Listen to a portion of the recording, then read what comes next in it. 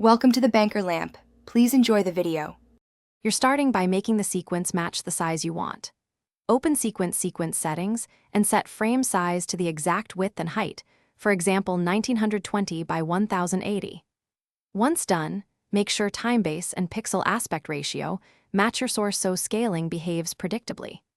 If you already have clips in the timeline, toggle the wrench icon and enable Show Clip Keyframes to confirm there's no unexpected scaling. That gets you correctly configured before changing program size. Now you'll change the visible program dimensions by scaling clips and adjusting composition. Select a clip in the timeline and open Effect Controls, then adjust motion scale to fit the new frame size.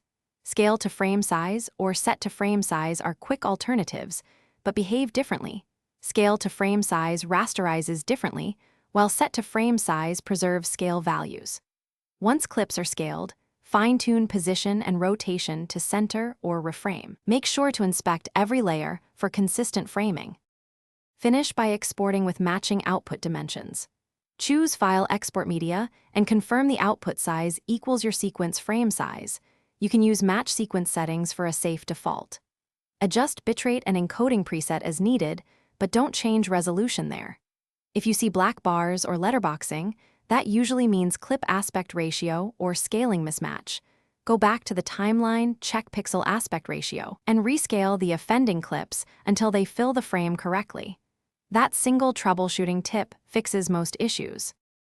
Thanks for watching. If this was helpful, leave a like and consider subscribing. See you next time.